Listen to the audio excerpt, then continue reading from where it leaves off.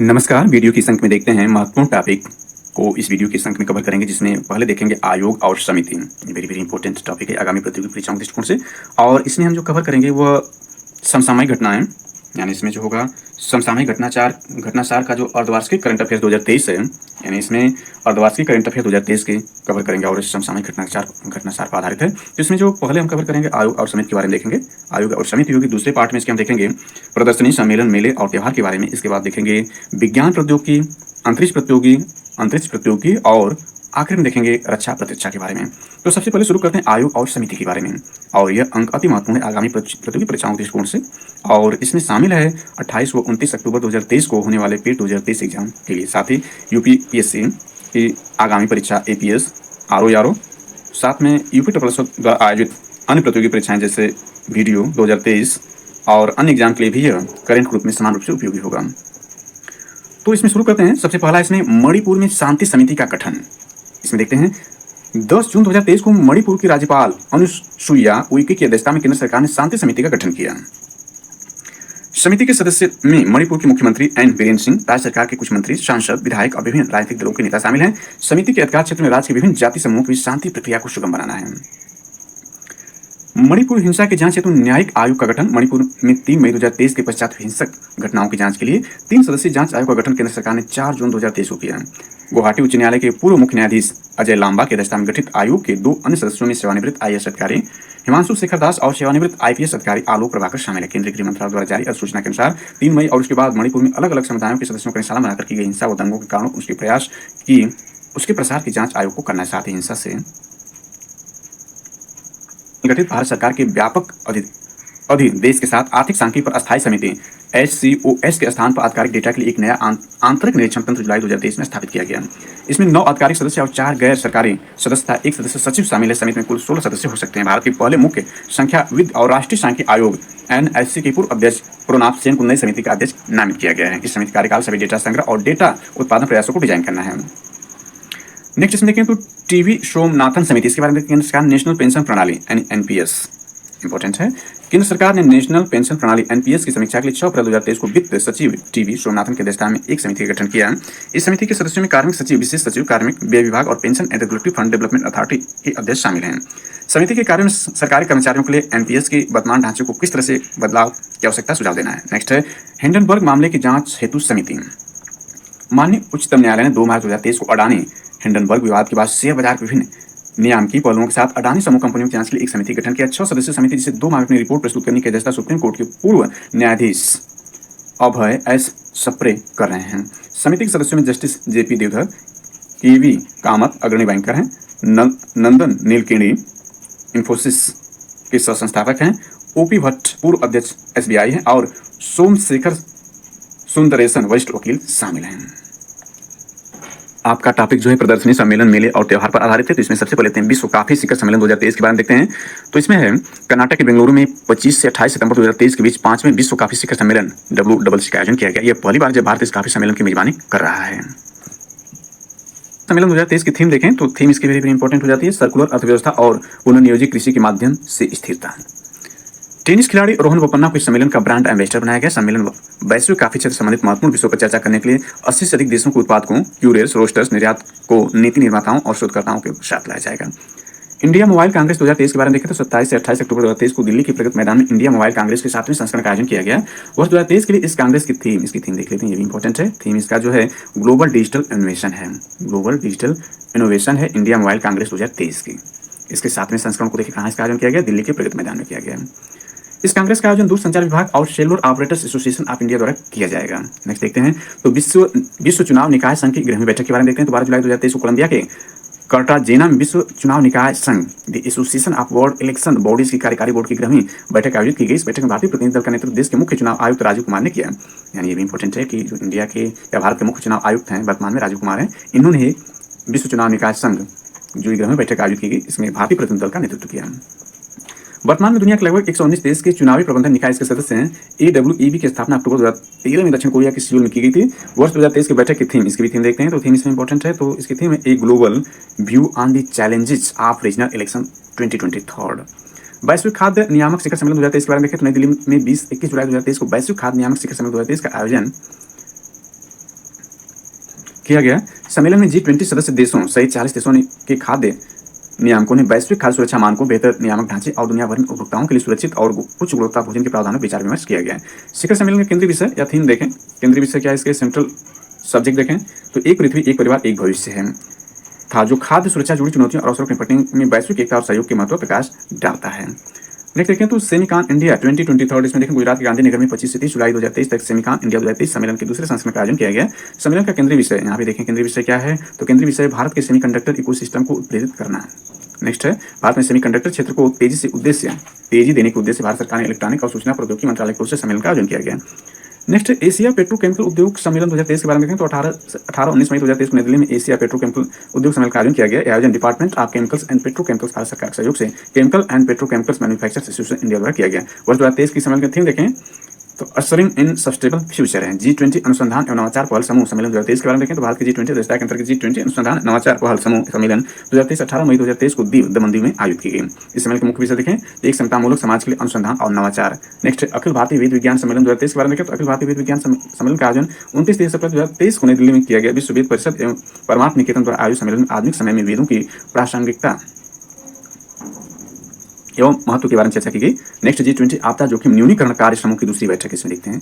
G20 आपदा जोखिम न्यूनीकरण कार्य समूह की दूसरी बैठक 23 से 25 मई 2023 को मुंबई में आयोजित की गई। इसकी पहली बैठक अप्रैल 2023 में गांधीनगर में हुई थी। 22वें विश्व रिन्यूएबल एनर्जी कांग्रेस 2023 के बारे में 16 से 20 जुलाई 2023 के बीच मलेशिया के कुआलालंपुर में सोलर एनर्जी रिसर्च इंस्टीट्यूट था UKM की मेजबानी में 22वीं संयुक्त रिन्यूएबल एनर्जी कांग्रेस का आयोजन किया गया। इस कांग्रेस की थीम देखें तो renewable energy transition towards a carbon free future. 98वां वान जलवायु सम्मेलन 2023 के बारे में देखें, इंपॉर्टेंट हो जाता है 5 से 15 जून, जैसा कि हम जानते हैं कि 5 जून को विश्व पर्यावरण दिवस मनाया जाता है, तो 5 से 15 जून 2023 तक जलवायु परिवर्तन पर संयुक्त राष्ट्र फ्रेमवर्क UNFCCC के वैज्ञानिक और तकनीकी सलाह के लिए 98वां वान जलवायु परिवर्तन सम्मेलन 2023 वान जनवरी में आयोजित किया गया। वान जलवायु सम्मेलन मिस्र के शर्म-अल-शेख में COP27 के दौरान हासिल किए गए परिणामों और सफलताओं के क्रियान्वयन से स्थिति को समीक्षा करने का एक उपयुक्त अवसर था। ये सम्मेलन इस वर्ष के अंत तक संयुक्त अरब अमीरात में प्रस्तावित COP28, यानी यहाँ पर कुछ और जानकारी यदि ऐड कर लें इसी में निहित है। तो COP27 का देखें सम्मेलन कहाँ किया गया, तो मिस्र के शर्म-अल-शेख में किया गया। नेक्स्ट 28 जो इस COP28 जो होने वाला है वह COP28 का सम्मेलन जो होगा संयुक्त अरब अमीरात में किया जाएगा। नेक्स्ट इसमें देखें तो IIAS 2025 सम्मेलन के बारे में देखें तो भारत फरवरी 2025 में कोच्चि केरल में 2025 IIAS यानी international institute of administrative sciences के वार्षिक सम्मेलन की मेजबानी करेगी। इसका विषय देखें तो next generation administrative reform empowering citizens and reaching the last model है, लास्ट माइल है। 14 जून 2023 की बैठक में IIAS की प्रशासन परिषद की प्रशासनिक सुधार एवं लोक शिकायत विभाग सचिव श्री निवास ने वीडियो कॉन्फ्रेंस द्वारा भारत के चयन से अवगत कराया। IIAS के 2023 के वार्षिक सम्मेलन में 30 सदस्य देशों के 18 राष्ट्रीय अनुभागों और सदस्य देशों के 50 से अधिक IIAS विश्वविद्यालयों सार्वजनिक प्रशासन संस्थाओं द्वारा भाग लिया जाएगा। तो L20 शिखर सम्मेलन के बारे में देखें तो श्रमिकों कल्याण के लिए G20 देशों की पहल L20 का 2 दिवसीय शिखर सम्मेलन पटना में 21 से 23 जून 2023 को संपन्न हुआ। सभी के लिए विशेषतः असंगठित क्षेत्र के मजदूरों के लिए सामाजिक सुरक्षा तथा महिला रोजगार पर विशेष रूप से चर्चा इस सम्मेलन में की गई। नेक्स्ट देखें तो SCO पर्यटन प्रशासन प्रमुखों की बैठक यानी शंघाई सहयोग संगठन SCO जिसकी अध्यक्षता 2023 में भारत ने की है और 2023 में इसका 23वां शिखर सम्मेलन आयोजित किया गया भारत की मेजबानी में। तो देखते हैं 17 मार्च 2023 को काशी वाराणसी में शंघाई सहयोग संगठन इंपॉर्टेंट हो जाता है क्योंकि ईपी स्पेशल अंतर्गत हो गया। 17 मार्च 2023 को काशी वाराणसी में शंघाई सहयोग संगठन के पर्यटन प्रशासन के प्रमुखों की बैठक आयोजित की गई। इस बैठक में काशी को SCO की पहली पर्यटन और सांस्कृतिक राजधानी घोषित किया गया। बैठक में year of tourism development in the SCO space 2023 की कार्य योजना को स्वीकार किया गया। पर्यटन प्रशासन के SCO प्रमुख की अगली बैठक 2024 में कजाकिस्तान में आयोजित की जाएगी। SCO की अगली बैठक जो है वो कजाकिस्तान में प्रस्तावित है, यानी 24वीं बैठक 2024 में इसकी 24वीं बैठक होगी जो कजाकिस्तान में आयोजित की जाएगी। नेक्स्ट देखें दुनिया का सबसे बड़ा पर्यटन व्यापार शो ITB बर्लिन 2023, इसको देखें तो ITB बर्लिन 2023 का आयोजन 7 से 9 मार्च 2023 को ओपन फॉर चेंज नारे के साथ जर्मनी में आयोजित किया गया। इसका नारा क्या था, ओपन फॉर चेंज। महामारी के कारण व्यापार मेले पर 3 साल तक प्रतिबंध था। ITB बर्लिन 2023 का आधिकारिक मेजबान देश जॉर्जिया रहा। और यहाँ आप देखते हैं तो L20 के बारे में देख रहे थे तो L20 में G20 देशों के श्रम संघों के नेता और प्रतिनिधि शामिल। भारत के G20 की अध्यक्षता के तहत L20 की स्थापना बैठक का आयोजन भारतीय मजदूर संघ के तत्वाधान में 18 से 20 मार्च 2023 को अमृतसर में किया गया था। नेक्स्ट देखें तो वैश्विक बौद्धिक शिखर सम्मेलन 2023 के बारे में देख लेते हैं तो अंतर्राष्ट्रीय बौद्ध संघ द्वारा केंद्रीय संस्कृति मंत्रालय के संयुक्त मेजबानी में 20-21 अप्रैल 2023 को नई दिल्ली में अंतर्राष्ट्रीय बौद्ध शिखर सम्मेलन 2023 का आयोजन किया गया। कहाँ किया गया, नई दिल्ली में किया गया। नेक्स्ट इसमें अगली टॉपिक कवर करते हैं तो विज्ञान और प्रौद्योगिकी से संबंधित है। तो इसमें सबसे पहले देखते हैं तो पहला है कॉम्पैक्ट सेमीकंडक्टर चिप का पेमेंट भारतीय को। इसमें देखते हैं तो उत्तराखंड के डॉक्टर अरविंद सिंह रावत और उनकी शोध टीम ने मलेशिया में सेमीकंडक्टर चिप और ट्रांसफार्मर का आविष्कार कर अंतर्राष्ट्रीय पेटेंट जुलाई 2023 में प्राप्त किया। उन्होंने इस आविष्कार का पेटेंट अपने सहयोगी शोधार्थी मलेशिया के डॉक्टर जगदीश्वरन एवं डॉक्टर सेल्वा कुमार था यूनिवर्सिटी ऑफ साइंस मलेशिया के साथ मिलकर दर्ज कराया है। डॉक्टर अरविंद ने बताया कि ये चिप पर सबसे नए आकार एवं न्यूनतम क्षेत्रफल का ऑन चिप ट्रांसफार्मर है, जो आने वाले समय में 5G 6G टीवी, दूरसंचार, मोबाइल, लैपटॉप, कंप्यूटर एवं अन्य सभी तरह के इलेक्ट्रॉनिक उपकरणों की दक्षता बढ़ाएगा। मोबाइल समेत अन्य स्मार्ट उपकरणों में ऑन चिप सेमीकंडक्टर ट्रांसफार्मर का महत्वपूर्ण स्थान है। मुख्यतः वोल्टेज लेवल का परिवर्तित करने, इलेक्ट्रॉनिक्स डिवाइस संचालित करने में विशुद्ध बाधा रहित डीसी करंट प्रभावित करता है। वायरलेस दूरसंचार में चिप ट्रांसफर पर दुनिया भर में वैज्ञानिक शोध कर रहे हैं। यह एक अंतर्राष्ट्रीय पेटेंट है, इसलिए कोई भी देश इस आविष्कार का प्रयोग कर सकता है। भारत को इलेक्ट्रॉनिक सेमीकंडक्टर चिप का हब बनाने की दिशा में सरकार प्रयास कर रही है। अभी तक सेमीकंडक्टर चिप के लिए विश्व भर की निर्भरता चीन, ताइवान, जापान, दक्षिण कोरिया पर है। भारत का पहला हैवी लिफ्ट लॉजिस्टिक ड्रोन के बारे में देखते हैं इसमें। तो यह है भारत का पहला हैवी लिफ्ट लॉजिस्टिक ड्रोन 20 यानी ड्रोन 20 अप्रैल 2023 उड़ीसा के मुख्यमंत्री नवीन पटनायक द्वारा लॉन्च किया गया। यह ड्रोन उड़ीसा स्थित स्टार्टअप बोनवी एरो द्वारा निर्मित किया गया है। अरुणाचल प्रदेश में भारतीय सेना की अग्रिम चौकी की पूर्वी कमान के तवांग में 8,000 से 10,000 फीट ऊंचाई 50 किलोग्राम कार्गो ले जाने वाले इस RM001 इलेक्ट्रॉनिक एरियल व्हीकल का सफल परीक्षण किया गया। बोनवी aero AICC Raman global university Orissa और नीति आयोग समर्थित उद्यम है, जो कार्गो परिवहन के लिए इलेक्ट्रॉनिक वाहन बनाता है। नेक्स्ट देखें तो विश्व का पहला रोबोटिक चेक इन असिस्टेंट सारा का अनावरण, यानी इसमें सारा क्या है, तो विश्व का पहला रोबोटिक चेक इन असिस्टेंट है। दुबई स्थित एयरलाइंस एमिरेट्स द्वारा 27 अप्रैल 2023 को पहले रोबोटिक चेक इन असिस्टेंट सारा का अनावरण किया गया। सारा स्कैन किए गए पासपोर्ट के साथ ग्राहकों के चेहरे का मिलान करेगी, यात्रियों की जांच करेगी और सामान छोड़ने वाले क्षेत्र में उनका मार्गदर्शन करेगी। यह सुविधा ग्राहकों को अपना सामान 24 घंटे पहले और अपनी उड़ान के 4 घंटे तक हवाई अड्डे पर छोड़ने की अनुमति देता है। नेक्स्ट देखें तो स्काई हॉक भारत का पहला 5G सक्षम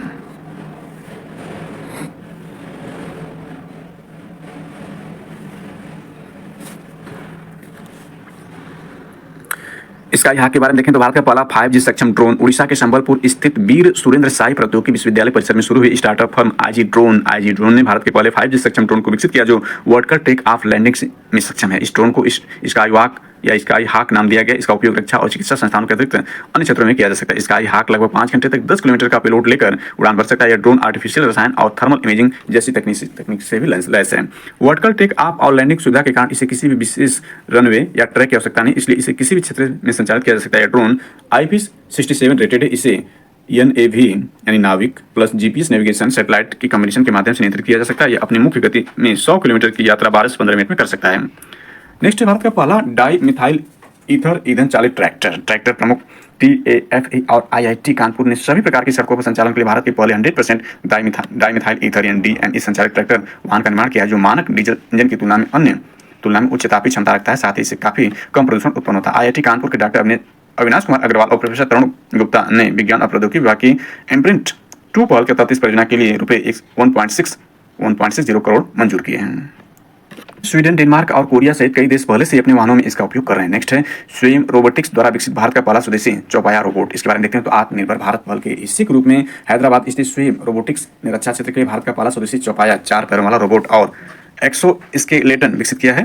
भारत वर्तमान में देश की रक्षा क्षमताओं को मजबूत करने में मदद करने के लिए इन रोबोटों को अमेरिका और स्विट्जरलैंड से आयात करता है। स्वदेशी रोबोट और पहनने योग्य एक्सोस्केलेटन को DRDO labs research and development establishment R&DE Pune और defence bio engineering and electrochemical laboratories DEBEL Bengaluru के सहयोग से विकसित किया गया। स्वयं रोबोटिक्स के संस्थापक प्रबंध निदेशक MD विजय और शिलम ने बताया कि चौगने रोबोट 4 पैरों वाले रोबोट हैं, जो आसमान और ऊबड़ खाबड़ वाले क्षेत्रों में चल सकते हैं या दौड़ सकते हैं। उदाहरण के लिए लेह में जहां सैनिकों को प्रतिकूल परिस्थितियों में नेविगेशन करना पड़ता है, इन रोबोटों का उपयोग किया जा सकता है। ये रोबोट आतंकवादी गतिविधियों और असुरक्षित स्थानों की पहचान करने और देश के किसी भी हिस्से में निगरानी किए जा सकने वाले दृश्यों को कैप्चर करने में सक्षम है। ये रोबोट 25 किलो पेलोड ले जा सकते हैं और सैनिक के साथ चल सकते हैं। इन रोबोटों का उपयोग परमाणु संयंत्रों अन्य उद्योगों में किया जा सकता है। नेक्स्ट है भारत की पहली हाइड्रोजन ट्रेन। केंद्रीय रेल मंत्री अश्विनी वैष्णव ने हाल ही में प्रथम देश की पहली स्थानीय रूप से डिजाइन और निर्मित हाइड्रोजन ट्रेन की 2023 के अंत तक चलाने की घोषणा की। इन हाइड्रोजन से चलने वाली ट्रेनों को वंदे मेट्रो नाम से जाना जाएगा। पहली हाइड्रोजन ट्रेन कालका शिमला हेरिटेज सर्किट पर दिसंबर 2023 तक चलेगी और कालांतर में इसे अन्य स्थानों पर विस्तारित किया जाएगा। सौर कार ईवा ग्रेटर नोएडा में ऑटो एक्सपो 2023 में भारत की पहली सोलर से चलने वाली कार प्रदर्शित की गई। यह कार पुणे की स्टार्टअप कंपनी वेव मोबिलिटी द्वारा प्रदर्शित की गई। इस कार का नाम ईवा है। यह कार एक बार में चार्ज होने के बाद 210 किलोमीटर से 250 किलोमीटर चल सकती है। एक मिनी इलेक्ट्रिक कार है। ये बिजली की जगह केवल धूप से चार्ज होगी। इस प्रकार इस कार को सोलर से चार्ज करने के लिए इसके छत पर ही सोलर पैनल लगाया गया है। इस कार में 6 kilowatt liquid cold PMSM electric motor और 14 किलोवाट बैटरी दिया गया है। यह एक बार चार्ज होने पर 210 से 250 किलोमीटर चल सकती है। नेक्स्ट आप देखते हैं तो अगली इसमें टॉपिक के पार्ट है अंतरिक्ष प्रौद्योगिकी का। इसमें देखते हैं रमन 2 रॉकेट इंजन का सफल परीक्षण। इसमें देखते हैं भारतीय अंतरिक्ष अनुसंधान संगठन इसरो ने हैदराबाद के अंतरिक्ष स्टार्टअप स्काईरूट के रॉकेट इंजन का 21 जुलाई 2023 को सफल परीक्षण किया। तमिलनाडु के महेंद्रगिरी स्थित इसरो प्रोपल्सन कॉम्प्लेक्स IPRC में liquid thruster test facility LTTF परीक्षण से रमन 2 इंजन का प्रयोग किया गया, जिसे स्काईरूट ने 820 न्यूटन समुद्र स्तर और 1460 न्यूटन वैक्यूम बल उत्पन्न करने के लिए डिजाइन किया गया है। नेक्स्ट इसमें देखते हैं तो इसका सामान्य चैम्बर दबाव 8.5 बार एब्सोल्यूट है। इंजन में मोनो मिथाइल हाइड्रोजन और नाइट्रोजन टेट्रोऑक्साइड का प्रणोदक के रूप में उपयोग किया गया। 10 सेकंड की अवधि यह परीक्षण कई लक्षित मानदंडों पर खरा उतरा है। स्काईरूट रमन 2 इंजन को अपने प्रक्षेपण यान विक्रम 1 के चौथे संस्करण में एकीकृत करना चाहता है। इससे पूर्व जून 2023 में स्काईरूट के क्रायोजेनिक इंजन रमन 1 का सफल परीक्षण किया गया था। उल्लेखनीय कि रॉकेट रमन 1 और 2-3 D printed rocket engine Raman का उन्नत संस्करण है।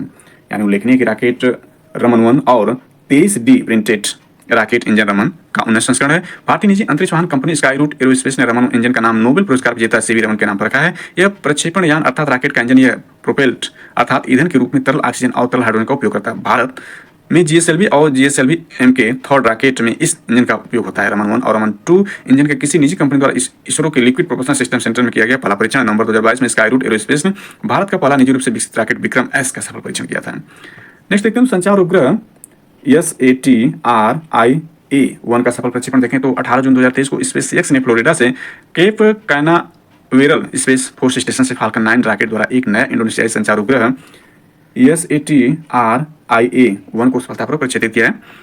SATRIA-1 जिसका नाम है इंडोनेशिया गणराज्य का उपग्रह इंडोनेशियाई कंपनी PSN द्वारा इंडोनेशियाई सरकार के लिए संचालित किया जाएगा। $540 मिलियन मूल्य की इस परियोजना का उद्देश्य इंडोनेशिया में सबसे अलग थलग पड़े क्षेत्रों को इंटरनेट से जुड़ना है। 4.5 टन के सतरिया उपग्रह को थेल्स एनेमिया स्पेस द्वारा बनाया गया। अंतरिक्ष उपग्रह देश में कनेक्टिविटी समावेशन को बढ़ावा देने स्कूलों और सरकारी कार्यालयों और स्वास्थ्य सुविधाओं सहित 15,000 बल्कि 1,50,000 सार्वजनिक सुविधाओं को निःशुल्क इंटरनेट कनेक्शन प्रदान करेगा। यह उपग्रह इंडोनेशिया के पूर्वी पापुआ क्षेत्र के ऊपर कच्ची स्लॉट में चक्कर लगाया गया। इसमें 150 गीगावाट प्रति सेकंड की थ्रूपुट क्षमता है। नेक्स्ट देखें तो अंतर्राष्ट्रीय अंतरिक्ष स्टेशन के लिए एक्सियोम स्पेस की दूसरी उड़ान। इसमें अंतरिक्ष पर्यटन कराने वाली अमेरिकी स्पेस कंपनी एक्सियोम स्पेस की अंतर्राष्ट्रीय अंतरिक्ष स्टेशन ISS के लिए दूसरी चार्टर्ड उड़ान 9 दिन की यात्रा के पश्चात 30 मई 2023 को पृथ्वी को वापस लौटी। सऊदी अरब के 2 अंतरिक्ष यात्रियों रयान्ना बरनावी व फाइटर पायलट अली अलकर्नी तथा 2 अन्य को लेकर स्पेसएक्स का कैप्सूल 30 मई को देर रात मैक्सिको खाड़ी में उतरा। इन यात्रियों को लेकर स्पेसएक्स का falcon 9 rocket Kennedy space centre से 21 मई 2023 को उड़ान भरा था और 22 मई को यह कैप्सूल ISS से जुड़ा था। सऊदी के अंतरिक्ष यात्रियों में बरनावी स्टेम सेल रिसर्च तथा अंतरिक्ष रिसर्च करने वाली पहली सऊदी महिला हैं। इस उड़ान में जाने वाले 2 अन्य अंतरिक्ष यात्रियों में एक उद्योगपति जॉन शाफनर और नासा के पूर्व अंतरिक्ष यात्री पैगी विटसन है। नेक्स्ट है मिशन गगनयान के सर्विस मॉड्यूल का सफल परीक्षण। इसमें देखते हैं 3 भारतीयों को अंतरिक्ष में भेजने के प्रस्तावित मिशन गगनयान की सर्विस मॉड्यूल प्रोपल्सन SMP प्रणाली का इसरो ने 19 जुलाई 2023 को सफल परीक्षण किया। तमिलनाडु के महेंद्रगिरी स्थित इसरो प्रोपल्सन कॉम्प्लेक्स में इसका हार्ट टेस्ट 250 सेकंड तक चला। भारतीय अंतरिक्ष अनुसंधान संगठन इसरो ने बताया कि परीक्षण में 440 न्यूटन थ्रस्ट क्षमता की 5 लिक्विड अपोजी मोटर LAN इंजनों के साथ 100 न्यूटन थ्रस्ट क्षमता के 16 reaction control system RCM thruster चलाकर परखे गए। मिशन को अंतरिक्ष पहुंचाते समय यहीं LAM इंजन यान की मुख्य प्रभावशाली शक्ति होंगे तो वहीं RCS थ्रस्टर यान की सही ऊंचाई बनाए रखेंगे। श्री अश्विन शेखर के नाम पर एक छोटे उपग्रह का नामकरण। इसमें देखते हैं अंतर्राष्ट्रीय खगोल संघ IAU ने 7 जुलाई 2023 को एरिजोना USA में आयोजित क्षुद्र ग्रह धूमकेतु उल्का सम्मेलन 2023 में लघु ग्रह 33,928 का नया नामकरण भारतीय खगोल शास्त्री अश्विन शेखर के नाम पर 2000 LJ27 रखा है। इसमें जो है खगोल शास्त्री अश्विन शेखर के नाम पर जो है इसका नाम जो है 2000 LJ27 रखा गया है और इसका नाम जो था लघु ग्रह 33,928 है। इसका नया नामकरण यह किया गया है। शेखर भारत के प्रथम पेशेवर उल्का वैज्ञानिक हैं जो पेरिस की एक वेधशाला से जुड़े हैं। इनसे पूर्व 5 अन्य भारतीयों के समान पूर्व मिल चुका है। नेक्स्ट देखते हैं तो स्पेसएक्स रॉकेट के आयन मंडल की परत में हुआ अस्थायी छेद। इसमें देखते हैं एलन मस्क के स्पेसएक्स रॉकेट ने पृथ्वी के पास मौजूद आयन मंडल में एक अस्थायी छेद कर दिया है। एक मीडिया रिपोर्ट में दावा किया गया अंतरिक्ष के किनारे मौजूद आयन मंडल आयंस कहे जाने वाले कोणों से भरा है। आयनोस्फीयर का काफी महत्व है क्योंकि यह संचार और नेविगेशन में प्रयोग होने वाली रेडियो तरंगों को मॉडिफाई करता है। इसमें छेद होने से जीपीएस सेवाओं पर असर पड़ सकता है। नेक्स्ट, यूरोप का लिक्विड अंतरिक्ष उपग्रह लॉन्च 1 जुलाई 2023 को यूरोपीय स्पेस एजेंसी ईएसए ने डार्क एनर्जी और डार्क मैटर के रहस्यों को सुलझाने के लिए विशेष रूप से डिजाइन किए गए स्पेस टेलीस्कोप लिक्विड को फ्लोरिडा के केप कैनावेरल से स्पेस एक्स के फाल्कन 9 रॉकेट से लॉन्च किया। यूक्लिड आकाश गंगाओं का आकार प्रकाश जानने के लिए एक विजुअल लाइट कैमरा और उसकी चमक वो दूरी को मापने के लिए एक नियर इंफ्रारेड डिटेक्टर से लैस है। हालांकि इस तरह के वैज्ञानिक उपकरणों का प्रयोग करने वाला कोई पहला स्पेस टेलीस्कोप नहीं, लेकिन यह निश्चित रूप से अपने आप में एक असाधारण, क्योंकि इसके द्वारा अंतरिक्ष के एक विशाल हिस्से का निरीक्षण करने की योजना बनाई गई है। यूक्लिड आकाश के 1/3 से ज्यादा भाग, लगभग 10 अरब प्रकाश वर्ष के दायरे में फैले में 1 अरब से ज्यादा आकाशगंगाओं का अवलोकन करके ब्रह्मांड का एक विस्तृत त्रिमितीय मानचित्र यानी 3D मैप तैयार करेगा। ब्रह्मांड तेज से फैल रहा और वे आकाशगंगाएं भी पृथ्वी से दूर जा रही हैं जो ब्रह्मांड की शुरुआत में बनी थी। दूर जाने वाली आकाशगंगाओं के प्रकाश की वेवलेंथ दिखाई देने वाले प्रकाश से इंफ्रारेड प्रकाश में परिवर्तित हो गई है। ऐसे में वैज्ञानिकों को उम्मीद है कि यूक्लिड इंफ्रारेड डिटेक्टर का प्रयोग कर ब्रह्मांड की अनदेखी दुनिया की जानकारी जुटाने में मददगार साबित होगा। यूक्लिड अमेरिकी अंतरिक्ष एजेंसी नासा के योगदान से ईएसए द्वारा निर्मित और संचालित एक पूरी तरह से यूरोपीय मिशन है। इस मिशन का नामकरण ज्योमेट्री के जनक के रूप में प्रसिद्ध प्राचीन यूनानी गणितज्ञ यूक्लिड के नाम पर किया गया है। लगभग 6.5 करोड़ यूरो की लागत से तैयार सोयूज के जरिए 2022 में लॉन्च होने वाला था, लेकिन यूक्रेन पर रूस के आक्रमण के कारण ईएसए को रूसी अंतरिक्ष एजेंसी रोस्कोस्मोस के साथ अपने सभी अंतरिक्ष अनुबंध समाप्त करने पड़े। इसलिए बाद में इसे एलन मस्क की स्पेस एजेंसी स्पेसएक्स के फाल्कन 9 रॉकेट के अंतरिक्ष में प्रक्षेपित किया गया। 1.2 मीटर व्यास के मुख्य दर्पण वाला लगभग 2 टन वजनी टेलीस्कोप प्रक्षेपण वाले दिन यानी 1 जुलाई के ठीक 30 दिन बाद पृथ्वी से 15 लाख किलोमीटर दूर लैग्रेंज पॉइंट L2 में स्थापित हो गया, जहां से अपने खगोलीय प्रक्षेपणों को अंजाम दे रहा है। यह टेलीस्कोप पृथ्वी से 10 अरब प्रकाश वर्ष दूर तक की आकाशगंगाओं का सर्वेक्षण करने के लिए एक वाइड एंगल टेलीस्कोप का उपयोग करके अंधेरे ब्रह्मांड का पता लगाएगा। नेक्स्ट देखते हैं दुनिया के सबसे बड़े वाणिज्यिक संचार उपग्रह जुपिटर 3 का सफल प्रक्षेपण। इसमें देखते हैं एलोन मस्क की अंतरिक्ष एक्सप्लोरेशन कंपनी स्पेसएक्स ने 28 जुलाई 2023 को दुनिया का सबसे बड़ा वाणिज्यिक संचार उपग्रह जुपिटर 3 को लॉन्च किया। स्पेसएक्स के फाल्कन के लॉन्च कॉम्प्लेक्स हैवी रॉकेट ने Florida NASA Kennedy space centre 39A से मैक्सर टेक्नोलॉजी द्वारा निर्मित अब तक के सबसे बड़े उपग्रह जुपिटर 3 को सफलतापूर्वक लॉन्च किया। नवंबर 2022 में नासा के आर्टेमिस 1 चंद्रमा स्पेस लॉन्च सिस्टम रॉकेट के बाद फाल्कन हैवी वर्तमान उड़ान भरने वाला दूसरा सबसे शक्तिशाली रॉकेट है जुपिटर 3, जिसे इकोस्टार 24 यानी XXI भी कहा जाता है। एक इकोस्टार कंपनी यूरोस का एक उपग्रह अगली पीढ़ी के अल्ट्रा हाई डेंसिटी सैटेलाइट के रूप में इसे उत्तर और दक्षिण अमेरिका ग्राहकों को गीगाबाइट कनेक्टिविटी प्रदान करने के लिए डिजाइन किया गया। यह उपग्रह पहले से कक्षा में स्थापित ह्यूजिस जुपिटर उपग्रह फ्लीट में अन्य उपग्रहों में शामिल हो गया है। और इसमें देखें तो जुपिटर 3 एक अति उच्च घनत्व वाला उपग्रह, इसकी क्षमता 500 गीगाबिट प्रति सेकंड यानी GBps है। जुपिटर 3 मीटर लंबा, 5 मीटर चौड़ा, प्रभावशाली आयाम वाला विशाल उपग्रह। इसका वजन 2948 किलोग्राम के लगभग है। नेक्स्ट देखें स्काईरूट ने किया क्रायोजेनिक इंजन धवन 2 का सफल परीक्षण। इसको देखें निजी अंतरिक्ष तकनीकी स्टार्टअप स्काईरूट एरोस्पेस ने पूरी तरह से 3D printed cryogenic engine Dhawan 2 का 200 सेकंड तक का सफल परीक्षण 4 अप्रैल। तो इसको क्या हैदराबाद स्थित स्काईरूट ने स्वदेशी रूप से विकसित अपने इस मोबाइल क्रायोजेनिक इंजन का परीक्षण नागपुर में सौर उद्योग प्रणोदक परीक्षण सुविधा केंद्र में किया। कंपनी के अनुसार इससे परीक्षण में प्रभावशाली परिणाम प्राप्त हुए हैं। नेक्स्ट इसमें देखते हैं सौर मंडल का सबसे अधिक चंद्रमाओं वाला ग्रह देखते हैं तो 12 नए चंद्रमाओं की खोज के साथ अब बृहस्पति सबसे अधिक चंद्रमाओं वाला ग्रह बन गया है। फरवरी 2023 में इसकी आधिकारिक पुष्टि की गई है। अब बृहस्पति के पास कुल 92 यानी 92 चंद्रमा है। दूसरे स्थान पर शनि 83 चंद्रमाओं के साथ है, यानी बृहस्पति पर 9 चंद्रमा ज्यादा है शनि के अपेक्षा। शनि के पास 83 चंद्रमा है और बृहस्पति के पास 92 यानी 92 चंद्रमा है। 12 खोजे गए चंद्रमाओं में से 9 चंद्रमा सबसे बाहरी जोवियन 71 चंद्रमाओं में से हैं, जिसकी ऑर्बिट 550 दिनों से अधिक है।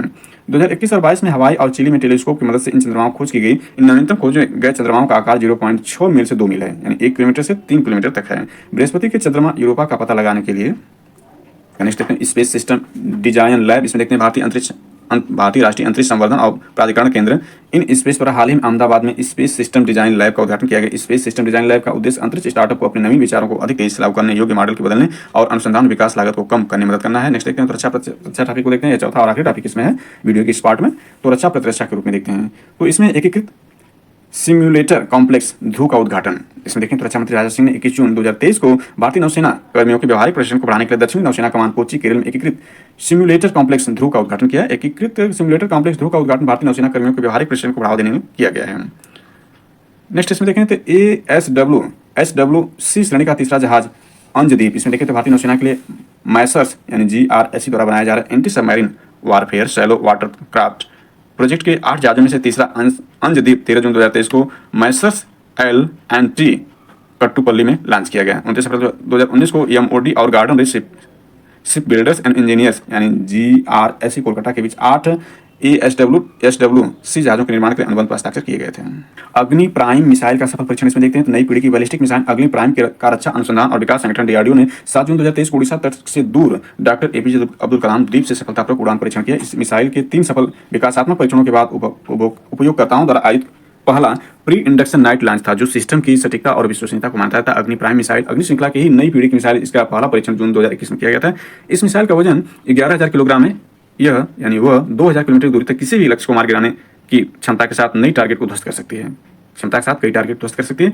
अग्नि फर्स्ट मिसाइल का सफल परीक्षण, इसके बारे में देखते हैं। भारत ने उड़ीसा तट से दूर APJ अब्दुल कलाम द्वीप से 1 जून 2023 को मध्यम दूरी के अग्नि-1 मिसाइल का सफल परीक्षण किया। अग्नि-1 का प्रशिक्षण प्रक्षेपण, जिसकी मारक क्षमता 700 किलोमीटर का संचालन त्रिसेवा सामरिक बल कमान SFC द्वारा किया गया। परीक्षण में मिसाइल के सही परिचालन और तकनीक माध्यम से सफलतापूर्वक सत्यापित किया। अग्नि-1 भारतीय सशस्त्र बलों में शामिल पहला और एकमात्र ठोस इंजन आधारित मिसाइल है। नेक्स्ट, टारपीडो वर्णास्त्र का पानी के अंदर लक्ष्य भेजने का सफल परीक्षण इसमें देखते हैं। अपने एक गाइडेड मिसाइल डी-स्ट्रायड युद्धपोत INS मोरमुगाओ के सुपरसोनिक क्रूज मिसाइल ब्रह्मोस के 14 मई 2023 के सफल परीक्षण के पश्चात भारतीय नौसेना की एक और बड़ी उपलब्धि 6 जून 2023 को उस समय प्राप्त की, जब स्वदेश निर्मित भारी वजन वाले एक टारपीडो का सफल परीक्षण किया गया। रक्षा अनुसंधान विकास संगठन टारपीडो को समुद्र के देवता वरुण के नाम पर वर्णास्त्र नाम दिया गया। टारपीडो का 95% हिस्सा भारत में निर्मित है।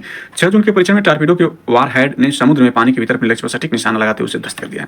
नौसेना की प्रवक्ता के अनुसार युद्धपोत से लॉन्च किए जा सकने वाले इस वर्जन को 2016 में नौसेना में शामिल किया जा चुका है। 1.5 टन वजनी और लगभग 8 मीटर लंबे वर्णास्त्र की रेंज 40 किलोमीटर तक हो सकती है। यह अधिकतम 600 मीटर गहराई तक 40 नॉट्स 74 किलोमीटर घंटे की स्पीड से लक्ष्य को निशाना बना सकता है। नेक्स्ट है नौसेना के युद्धपोत से ब्रह्मोस मिसाइल का सफल परीक्षण इसमें देखते हैं। भारतीय नौसेना ने समुद्र में अपनी शक्ति का प्रदर्शन करते हुए अपने एक गाइडेड मिसाइल डिस्ट्रॉयड युद्धपोत से सुपरसोनिक क्रूज मिसाइल ब्रह्मोस का सफल परीक्षण किया। यह परीक्षण नौसेना ने अपनी युद्धपोत INS मोरमुगाओ से 14 मई 2023 को किया। परीक्षित मिसाइल ब्रह्मोस से इस परीक्षण के अंतर्गत अपने लक्ष्यों को सफलतापूर्वक भेदा। INS मोरमुगाओ ने ब्रह्मोस मिसाइल का यह पहला ही परीक्षण था जिसकी सफलता नौसेना की शक्ति को और बढ़ा दिया है। उल्लेखनीय कि ब्रह्मोस भारत और रूस द्वारा संयुक्त रूप से विकसित सुपरसोनिक क्रूज मिसाइल। यह मिसाइल 2.8 मैक था। ध्वनि की गति से लगभग 3 गुना गति से लक्ष्य तक पहुंचती है। इसे धरती, विमान, जलपोत और पनडुब्बी से भी दागा जा सकता है। भारत अब इस मिसाइल का निर्यात भी कर रहा है। फिलीपींस के रक्षा विभाग ने अपनी नौसेना के लिए ब्रह्मोस की आपूर्ति के लिए ब्रह्मोस एरोस्पेस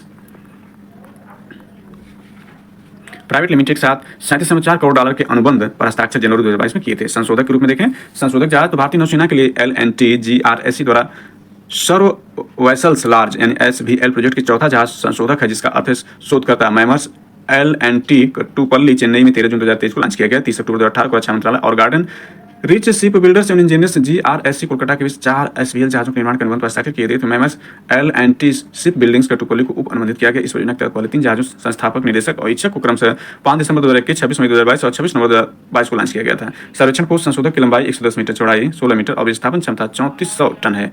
INS मगर को देखें तो भारतीय नौसेना के सबसे पुराने लैंडिंग पोतों में से एक INS मगर को मई 2023 में भारतीय नौसेना से सेवामुक्त कर दिया गया। इसे नौसेना में 1987 में कमीशन किया गया था। इस पोत समुद्र सेतु सहित कई अभियानों, अभ्यासों और मानवीय मिशनों में हिस्सा लिया था। नेक्स्ट देखें तो MRSAM का सफल परीक्षण 7 मार्च 2023 को INS विशाखापट्टनम से भारतीय नौसेना मध्यम दूरी की सतह से हवा मार करने वाली मिसाइल का सफल परीक्षण किया गया। भारत डायनेमिक्स लिमिटेड में DRDO और इजराइल एरोस्पेस इंडस्ट्री IAI द्वारा संयुक्त रूप से विकसित MRSAM के परीक्षण से जहाज रोधी मिसाइलों के टारगेट करने की क्षमता प्रमाणित हुई है।